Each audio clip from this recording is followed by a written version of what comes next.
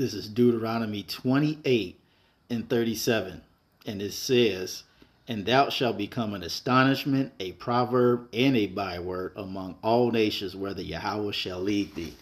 I like to give all glory, honor, and praises to Yahweh by Hashem Yahushai. Double honors to the apostle elders, a great millstone who rule well. And salutations to all you brothers out there pushing this word in love, truth, sincerity, and humility. Once again, it's the brother Shatia from the Chicago camp, coming back to you with what I hope is another edifying sit down. And this precept was inspired by a Jake, all right, making fun of the curses as it pertains to the so-called black woman. And it had me dying laughing. It was because it was so spot on. I was like, how is this man making a perfect spot on exaggerated joke about an exaggerated look? It is so spot on.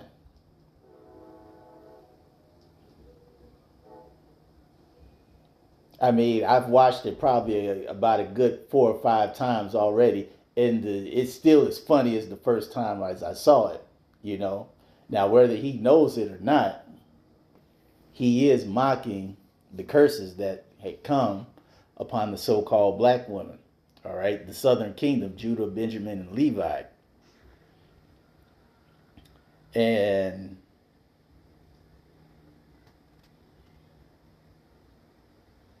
the curses that we are talking about are the so-called black woman's looks. So, as I said, we're going to go to this channel. The guy's name is... Lady.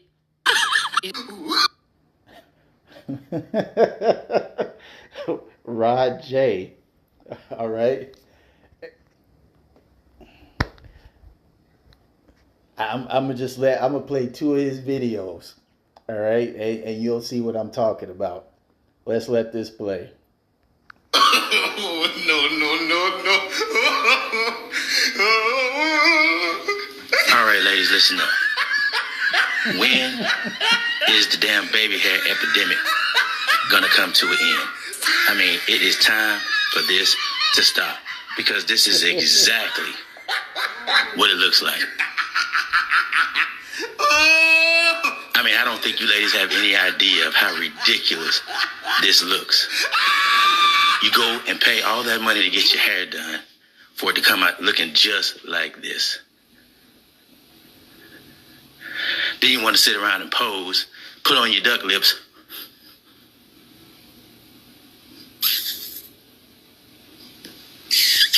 I mean, this is absolutely ridiculous. This needs to come to an end immediately, especially with the baby hair and these damn eyelashes.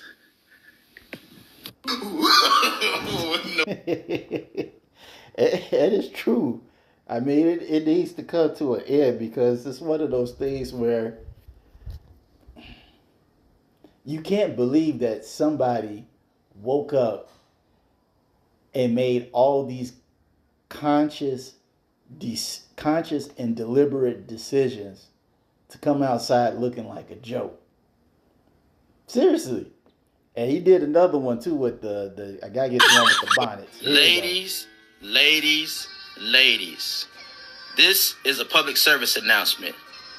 Bonnets are meant to be worn inside the house. I mean, look at this. This looks absolutely ridiculous to be outside with this on your head. I mean, in your children's school with your bonnets on. Out in restaurants with your bonnets on.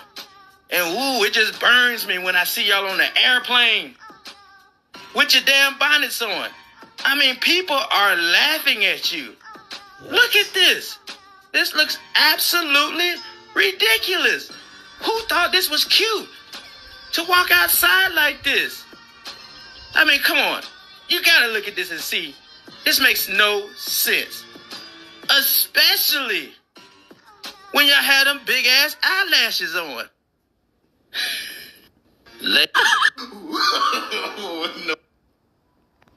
And And it's true. All right. The curses have made the so-called black woman a, just the butt of every joke, from her hair to her eyelashes, the bonnet, and her literal butt, with these outrageous BBLs that just look like lopsided watermelons. I mean, it just, sometimes you can't, sometimes it's hard to mentally process that, like as I said earlier, that a person woke up in the morning and made a conscious deliberate decision to look like a clown. And this is the whole reason why they are the laughing stock of many people's conversation, not only amongst Jake men, but the other nations as well. And it's all due to the curses, you know. And we're going to get back to it.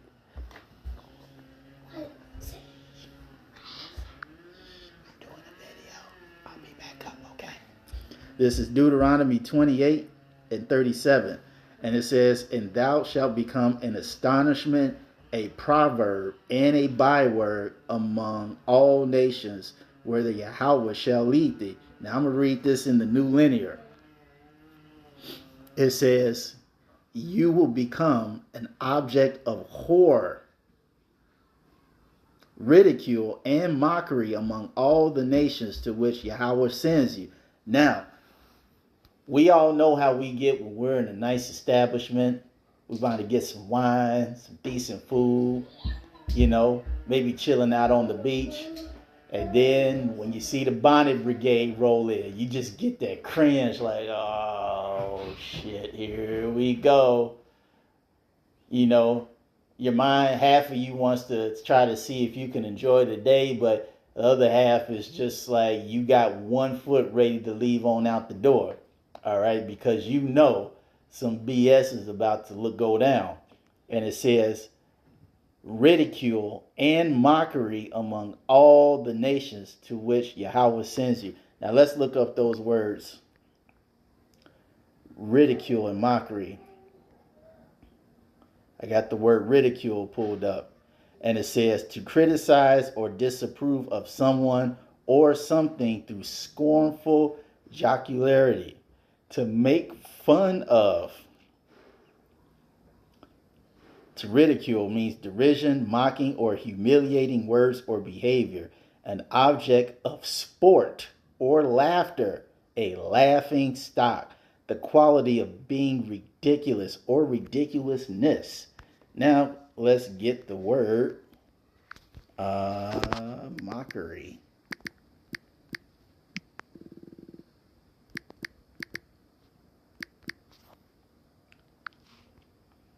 The action of mocking, ridicule, derision, something so lacking in necessary qualities as to inspire.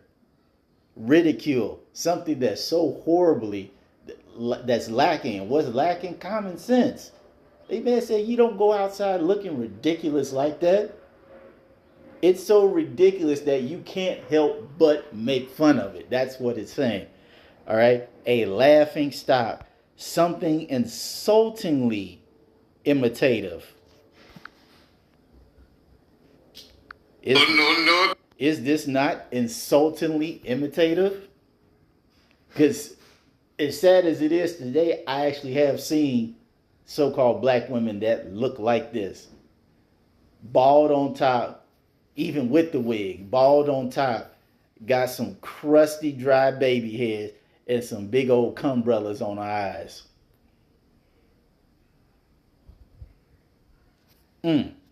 My goodness. And it says, something insultingly imitative, an offensively futile action or gesture, etc. Mimicry, imitation, now usually in a derogatory sense, a travesty. It's not all, but a lot of so-called black women are an eyesore. They really are.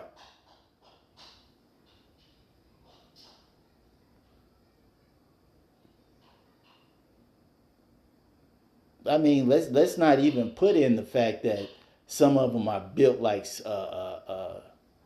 refrigerator Perry. And see, that just reminded me of Isaiah, the 3rd chapter. Because, like I said, the curses are the inspiration of such, what do you say, scornful, scornful gestures. All right. Isaiah 3, and I'm going to start at 16. And the note says, Judah's women denounce, a warning to Jerusalem. It says, moreover, Yahweh saith, because the daughters of Zion are haughty and walk with stretched forth necks and wanton eyes, walking and mincing as they go, and making a tinkling with their feet. Therefore Yahweh will smite with a scab the crown of the head of the daughters of Zion, and Yahweh will discover their secret parts. And we just gonna get to the meat of this. Verse 24, we're gonna skip down. It says, and it shall come to pass that instead of sweet smell, there shall be stink, and instead of a girdle, a rent, and instead of well set hair, baldness, and instead of a stomacher, a girding of sackcloth and burning instead of beauty. Now we're going to read this in the New Linear. It says, Yahweh says, beautiful Zion is haughty, meaning prideful. And why are the women of Zion prideful? Because they don't listen. All right. Back in the day, they used to have a lot of their looks. This lets you know that the so-called black woman had some looks, some really good looks. But with having all the best of everything given to you, you take it for granted. Then on top of that, you add situations where women are able to gad abroad and walk freely and be in situations with no order. The women became prideful. So the Lord is saying, because you chicks want to be prideful, okay, craning her elegant neck, flirting with her eyes, walking with dainty steps, tinkling her ankle bracelets, so Yahweh will send scabs on your head, and Yahweh will make beautiful Zion bald. This is why you see the majority of the so-called black women that you see are bald. This is why a lot of them wear hair hats. This is why a lot of them wear bonnets. And they walk around thinking they the bomb once they get it. But once you snatch that thing off, you see all that pride go downhill, because deep inside, they know that that is not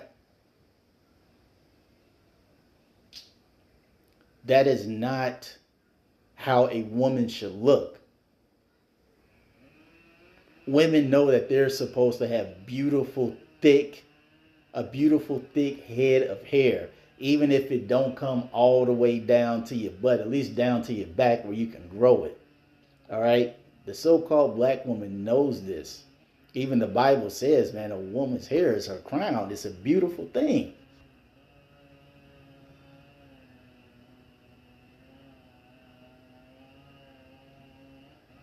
I mean, there's nothing, to me, I love long hair. And to me, there's nothing more beautiful than a woman with some long hair. And I mean hair that's long, like goes past her butt. I mean, have you ever seen a woman that was just out doing something and her hair was up? You know, whatever she was doing, a few strands started running loose everywhere. And she was like, I got to redo this. And she let her hair down. And it went all the way down her back to her butt. You was just like, oh my God. It's a beautiful thing to watch and see. But this is not so with many of our so-called sisters. And it's all because they are prideful. And we're going to skip down to the meat of it. Verse 24. It says, instead of smelling of sweet perfume, she will stink. She will wear a rope for a sash, and her elegant hair will fall out. This is why the lace front wig industry is a multi-billion-dollar industry, because the so-called black woman can't grow her hair. Now their biggest argument is that, well, white women do it too, this and that. Yeah, but they don't need it. The other nations might just do it for a look for that day. They don't need it. They don't require it. They don't have the necessity to use it like the so-called black woman does.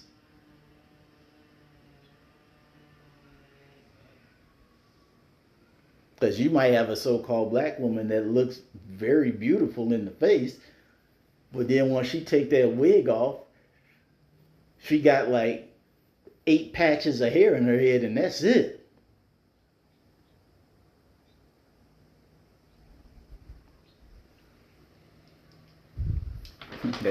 It says she will wear rough burlap instead of rich robes. Shame will replace her beauty. And that's what you see.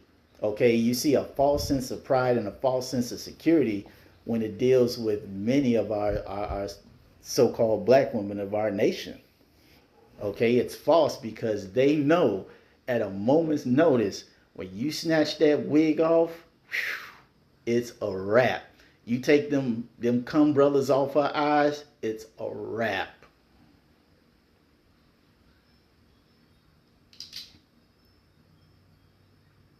Not all, but the majority.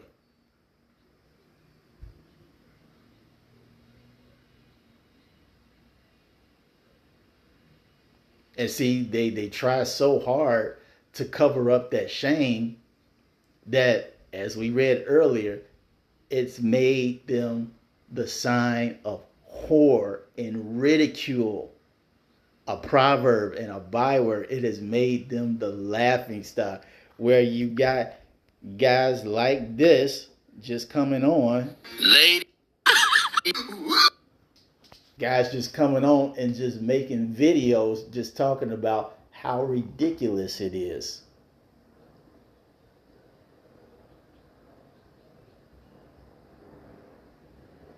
You know, the beautiful thing is, you know, for you so-called black women, it's not going to always be like this.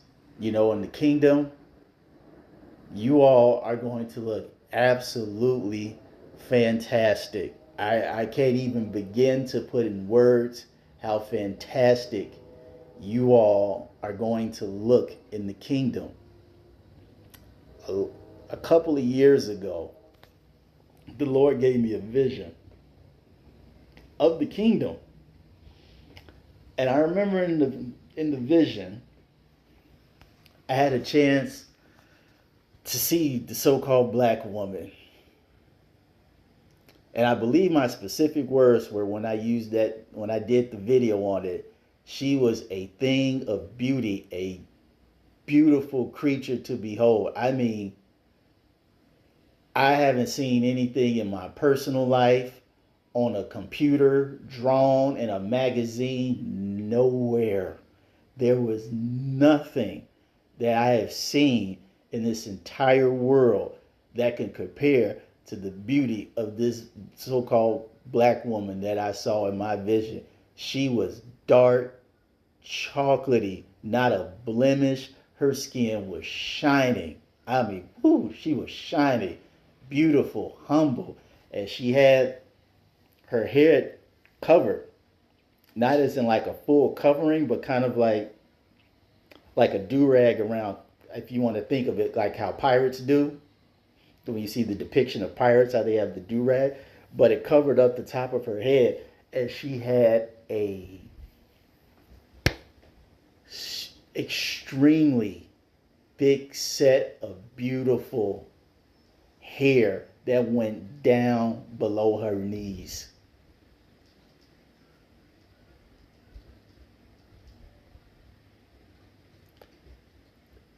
I was in awe.